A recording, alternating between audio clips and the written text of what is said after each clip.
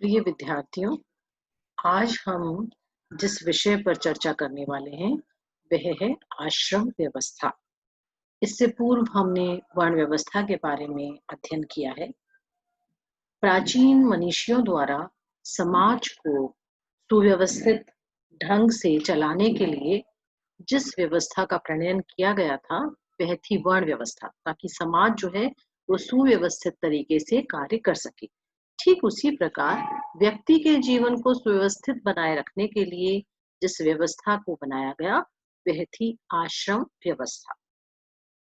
आश्रम शब्द संस्कृत के श्रम धातु से निकला है, जिसका अर्थ है प्रयास या परिश्रम करना। इसके अंतर्गत मानव अपने जीवन में श्रम पूर्वक विभिन्न आश्रमों के कार्य संपन्न करता था। वह एक आश्रम का कार्य इस प्रकार संपन्न करता था कि दूसरे आश्रम के कार्यभार को सफलता से वहन करने के लिए सक्षम हो जाए। इसका तात्पर्य यह हुआ कि जैसे पहला आश्रम ब्रह्मचर्य आश्रम है, तो ब्रह्मचर्य आश्रम में वो उन सब चीजों को प्राप्त करता था जिससे उसे गृहस्थ आश्रम का कार्य करने में सफलता प्राप्त हो।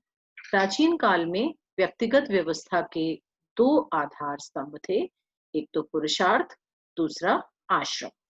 धर्म, अर्थ, काम व मोक्ष, ये चार पुरुषार्थ माने गए हैं, जिसकी प्राप्ति व्यक्ति के लिए ही नहीं बल्कि समाज के लिए भी महत्वपूर्ण है। और जो आश्रम व्यवस्था है वो इन्हीं पुरुषार्थों को प्राप्त करने का सुव्यवस्थित मार्ग है। यानी ये माना गया कि प्रत्येक व्यक्ति को अपने जीवन काल में इन चार पुरुषार्थों की प्राप्ति करनी है। धर्म क्या है? धर्म का अर्थ है जो भी शरीर धारण किया गया है उससे संबंधित कर्तव्यों का निर्वहन करना, उससे संबंधित कर्तव्यों का ज्ञान प्राप्त करना। ये धर्म ब्रह्मचर्य आश्रम में प्राप्त करता था मनुष्य।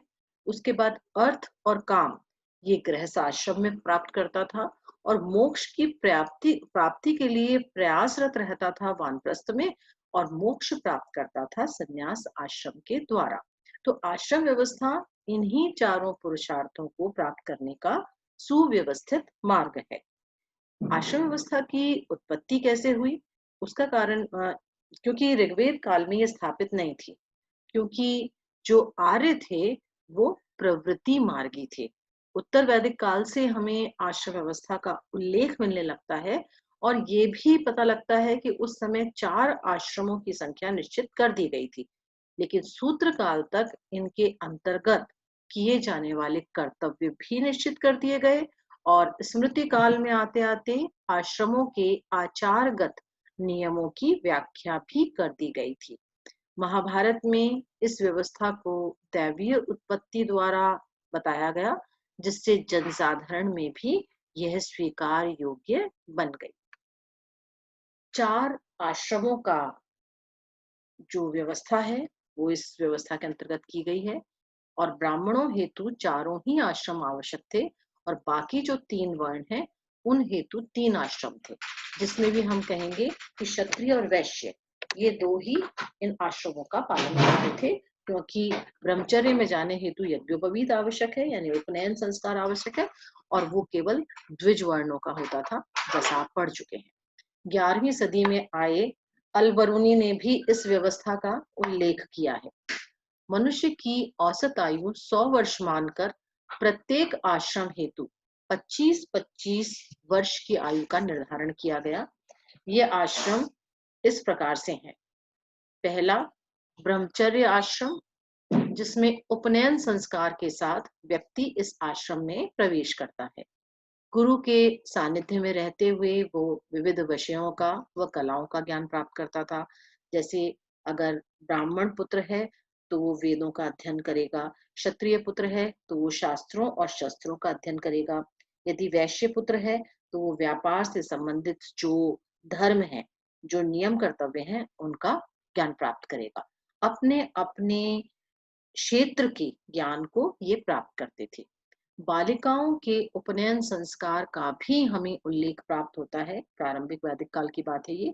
तो इसका तात्पर्य यह है कि बालिकाएं भी गुरुकुल में जाकर शिक्षा प्राप्त किया करती थी, तभी वो ब्रह्मवादिनी आदि इस तरीके के जो नाम है वो हमें मिलते हैं। विभिन्न वर्णों के लिए उपनयन संस्कार की आयु भी अलग-अलग थी। अलग-अलग प्रकार की यज्ञोपवीत उनको पहनाई जाती थी।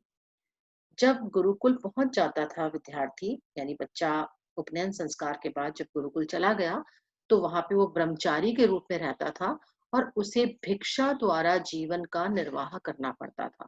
फिर वो वहां चाहे राजपुत्र के रूप में हो, चाहे सामान्य जन का पुत्र हो, उन्हें नित्य भिक्षाटन पर जाना होता था। भिक्षा लेकर जब आता था, तो गुरु को समर्पित करता था।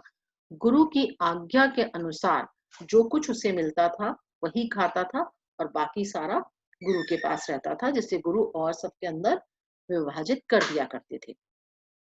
ब्रह्मचारी का कर्तव्य था अपने गुरु की सेवा करना, गुरु के पशुओं की सेवा करना, उनके यज्ञ के लिए समेधा लाना, भोजन बनाने के लिए ईंधन के लिए लकड़ी लाना आदि कार्य करने होते थे। आपको कृष्ण और सुदामा की वो कहानी याद होगी, जब वो दोनों ईंधन की लकड़ी के लिए जंगल में जाते हैं और वहां बरसात के अंदर फंस जाते हैं। ब्रह्मचारी के लिए जूते पहनना, सुगंधित वस्तुओं का प्रयोग करना, नृत्य करना, मालाएं पहनना, स्त्रियों का संग करना, इन सब चीजों का निषेध था। ब्रह्मचारी की वेशभूषा भी निश्चित होती थी। नीचे वो धोती पहनते थे और ऊपर एक उत्तरीय डाल लेते थे। उन्हें अपनी इंद्रियों को वश में करते हुए संयम का पालन करना होता था। जब उनका विद्याधन पूरा हो जाता, समाप्ति हो जाती, तो गुरु द्वारा परीक्षा ली जाती थी। ये परीक्षा गुरु की इच्छा पर थी। वो जिस प्रकार की परीक्षा लेना चाहते थे, उस तरीके की परीक्षा लेते थे। परीक्षा में उत्तीर्ण हो जाने के बाद गुरु दक्षिणा दी जाती थी। उस समय ऐसा नहीं था कि जैसे स्कूल्स में आजकल शुरू में फीस ले ली जाती है। उस समय गुरुकुल के अंदर जब शिक्षा पूरी हो जाती थी, उसके बाद या तो गुरु द्वारा अपने शिष्य को कह दिया जाता था कि उसे किस प्रकार की दक्षिणा की आवश्यकता है। जैसा आपको ध्यान होगा कि गुरु द्रोणाचार्य द्वारा कौरवों और पांडवों से राजा द्रुपद को बांध कर लाने की दक्षिणा मांगी गई थी। इस प्रकार गुरु की इच्छा पर यह निर्भर करता था कि वो किस प्रकार की दक्षिणा अपने शिष्यों से लेना चाहता है। दक्षिणा देने के बाद शिष्य समावर्तन संस्कार उसका विद्या समाप्ति पर होता था, जिसके द्वारा वो गृहस्थ आश्रम में प्रवेश के लिए योग्य हो जाता था। दूसरा आश्रम आता है गृहस्थ आश्रम। विवाह संस्कार के द्वारा गृहस्थ आश्रम में प्रवेश किया जाता था। इस आश्रम को चारों आश्रमों में सबसे श्रेष्ठ और महत्वपूर्ण माना गया है, क्योंकि जो भारतीय संस्कृति के अंतर्गत होने वाले यज्ञ, हवन और धार्मिक संस्कार हैं, उस हेतु पति और पत्नी दोनों का यज्ञ में बैठना आवश्यक है। आपको ध्यान होगा बच्चों कि जब अश्वमेध यज्ञ हुआ था, तो श्री राम को भी अपनी पत्नी सीता, चूंकि वो उपलब्ध नहीं थी, तो उनकी मूर्ति बनाकर रखनी पड़ी थी, क्योंकि पति बिना पत्नी के यज्ञ नहीं कर सकता था। तो गृहस्थ आश्रम इसलिए आवश्यक है। दूसरा, गृहस्थ आश्रम में ही धर्म, अर्थ और काम, इन तीनों पुरुषार्थों का पालन किया जा सकता था। शेष तीनों आश्रम इसी आश्रम पर निर्भर थे, क्योंकि गृहस्थ जो होता है उसी के पास भोजन अधिक मात्रा में उपलब्ध होता है, और ब्रह्मचारी जो थे वो भी भिक्षाटन के लिए आते थे।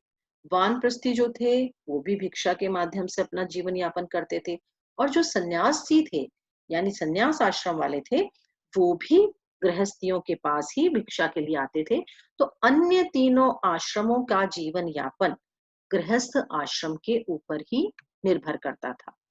इसी आश्रम में रहकर व्यक्ति तीन ऋण, देव ऋण, ऋषि ऋण और पितृ ऋण, पंच महायज्ञ, देव यज्ञ, ब्रह्म यज्ञ, भूत यज्ञ और अतिथि यज्ञ और पितृ यज्ञ, ये पांच महायज्ञ तथा 16 संस्कारों को संपन्न कर सकता था। वैदिक रीतियों में कुछ कर्म कांडों हेतु, जैसे श्राद्ध, तर्पण आदि के लिए पुत्र आवश्यक था, और पुत्र कहाँ प्राप्त हो सकता था? गृहस्थाश्रम में। विवाह के बाद ही पुत्र संतान की प्राप्ति संभव थी। इसके अतिरिक्त जैन और बौद्ध धर्म के कारण लोग गृहस्थ जीवन से विरक्त होकर संन्यास की ओर आकर्षित हो रहे थे। ऐसे में सूत्रकारों ने ये नियम बनाया कि व्यक्ति गृहस्थ होते हुए भी मोक्ष प्राप्त कर सकता है, और यदि कोई व्यक्ति ब्रह्मचर्य के बाद सीधे संन्यास में प्रवेश कर लेता है, यानी गृहस्थ आश्रम को स्किप कर देता है, उसको छोड़ देता है, तो वो मोक्ष का अधिकारी नहीं होगा। ये लोगों को संन्यास से रोकने की एक कोशिश थी, क्योंकि यदि गृहस्थ आश्रम नहीं होगा तो बाकी सब आश्रम भी लड़खड़ा जाएंगे, समाज की सारी व्यवस्था लड़खड़ा जाती। याज्ञवल्क स्मृति में 4 प्रकार के गृहस्थ कहे गए हैं। एक है कुसूल धान्य, वो परिवार जो 12 दिन के भोजन का संग्रह करके रखता है। दूसरे कुंभ धान, जो 6 दिन के भोजन का संग्रह करे। त्राहिक, जो 3 दिन के भोजन का संग्रह करे। और है अश्वस्तनिक, जो केवल 1 दिन के भोजन का संग्रह करे। यानी गृहस्थों को भी ये कहा गया था, उन्हें बहुत ज्यादा संग्रह करने की जरूरत नहीं है। अपरिग्रह, आवश्यकता से अधिक संग्रह नहीं होना चाहिए, क्योंकि मात्र परिवार नहीं, गृहस्थ को क्या करना है? संपूर्ण समाज हेतु उपार्जन करना है। यह जो आश्रम है, इसकी आयु 25 से 50 तक की मानी गई। तीसरा आश्रम आता है वानप्रस्थ आश्रम, यानी वन की ओर प्रस्थान करने वाला आश्रम। मनु कहते हैं कि जब गृहस्थ के बाल सफेद हो जाएं, उसके पौत्र पौत्री हो जाएं, तो उसे घर छोड़कर वन चले जाना चाहिए। इसका उल्लेख भी हमें महाभारत में मिलता है। जब कौरव सब पराजित हो जाते हैं, पांडवों का राज्याभिषेक होने लगता है, उस समय धृतराष्ट्र अपनी पत्नी गांधारी को लेकर वन गमन करते हैं, वानप्रस्थ के लिए चले जाते हैं। इस आश्रम की अवधि 51 से 75 वर्ष की आयु की मानी गई। इसमें ये नियम बनाया गया कि पत्नी यदि पति के साथ जाना चाहे तो जा सकती है, और यदि न चाहे तो परिवार के साथ भी रह सकती है। इस आश्रम में क्या करना था मनुष्य को? वन में घास फूस की कुटिया बनानी थी, जमीन पर सोना था, धार्मिक ग्रंथों का अध्ययन करना था, भिक्षाटन के द्वारा पेट भरना था, तथा शारीरिक तपस्या करना था। इस आश्रम का उद्देश्य था समाज की सेवा करना, क्योंकि इसमें क्या होता था, वन में रहने वाले अन्य जो बालक वृंद हैं, वो आकर इस वानप्रस्थी के पास आकर पढ़ सकते थे। समाज को और किसी सेवा की आवश्यकता है तो वो सेवा कर सकते थे। तो समाज की सेवा करना और अपने परिवार से मोह त्यागना, संपूर्ण संसार को ही अपना परिवार मान लेना, इस आश्रम का मंतव्य था। फिर आता है हमारा चौथा आश्रम, संन्यास आश्रम। यह अंतिम आश्रम था जो मात्र ब्राह्मणों के लिए था। 76 से 100 वर्ष की आयु, यही 25 वर्ष का ये माना गया। इसमें व्यक्ति राग द्वेष से दूर रहकर, अब उन्हें परिवार का कोई मोह नहीं था। वानप्रस्थ वो समय है जब वो परिवार से अपना मोह त्याग लेते हैं, इसलिए अब राग द्वेष से दूर थे और मोक्ष प्राप्ति का प्रयास करते थे। अब उनका परिवार से कोई संबंध नहीं होता था। उन्हें यमों यानी सत्य, अहिंसा, अस्तेय, अपरिग्रह और ब्रह्मचर्य तथा नियमों, शौच यानी पवित्रता, संतोष, तप, स्वाध्याय, ईश्वर का ध्यान करना आदि का पालन करना होता था। सन्यासियों को किसी भी एक स्थान पर नहीं रुकना होता था, यानी रोज रात को उनको नए स्थान पर ही रहना होता था। निरंतर वो विचरण करते रहते थे। अलबरूनी कहता है कि जो चौथा आश्रम है वो जीवन के अंत तक चलता है, जब तक जीवन खत्म न हो जाए तब तक व्यक्ति सन्यासी के रूप में इधर उधर विचरण करता रहता है। अब बात करते हैं हम कि इस आश्रम व्यवस्था का क्या महत्व है। सबसे पहला महत्व है कि इससे मनुष्य के जीवन का संपूर्ण विकास संभव है। यदि व्यक्ति को छोड़ दिया जाता है कि भाई 4 पुरुषार्थ प्राप्त करने हैं आपको, आप कर लीजिए, तो उसे कंफ्यूजन हो सकता था कि पहले मैं कौन सा पुरुषार्थ प्राप्त करूं। लेकिन ये एक बहुत ही मनोवैज्ञानिक व्यवस्था बनाई गई जिस उम्र के अंदर बच्चा सीख सकता है, ज्यादा से ज्यादा चीज ग्रहण कर सकता है, वो उम्र उसे धर्म के प्राप्ति के लिए दी गई, ब्रह्मचर्य की बनाई गई। ठीक है, इसी तरीके से उसकी मनुष्य की आयु का ध्यान रखते हुए मनोवैज्ञानिक रूप से ये व्यवस्था की गई, जिससे मनुष्य का सर्वांगीण विकास हो सके। दूसरा इसका महत्व था व्यक्ति को कर्म प्रधान बनाना। व्यक्ति की कोई भी आयु ऐसी नहीं है जिसमें उसे कर्म से विरत होने के लिए कह दिया गया हो, चाहे वो स्वयं के लिए कर रहा हो, चाहे परिवार के लिए कर रहा हो, फिर समाज के लिए कर रहा हो, फिर वो स्वयं की मोक्ष की प्राप्ति के लिए कर रहा हो, लेकिन उसे निरंतर कर्म में रत रहना है। बौद्धिक और मानसिक विकास में सहायक चारों ही आश्रमों में व्यक्ति को निरंतर स्वाध्याय, अपने कर्मों पे चलना, कर्तव्य पालन करना, अध्ययन करते रहना, इन सब चीजों पर बल दिया गया है, जो उसके बौद्धिक और मानसिक विकास में सहायक बनता है। इसके अतिरिक्त एक बहुत ही महत्वपूर्ण बात है कि व्यक्ति का समूह के साथ संबंध बना रहना। चाहे व्यक्ति ब्रह्मचारी है, तो भी वो समाज के भीतर जा रहा है और भिक्षा लेकर आ रहा है, समूह से उसका संबंध है। फिर जब वो गृहस्थ के रूप में है, तो नेचुरली समाज का एक अंग है ही। उसके बाद वानप्रस्थी के रूप में भी उसे समाज की सेवा करनी है, और संन्यास में भी वो भिक्षा लेने के लिए समाज के साथ मिलता जुलता रहता है। तो व्यक्ति का समूह के साथ निरंतर संबंध बना रहता है। इसके बाद व्यवहारिक जीवन का विकास करने में समर्थ व्यवस्था। क्यों है ये? क्योंकि इसके अंदर व्यक्ति जो भी सीखता था, वो सब वो काम में लेता था।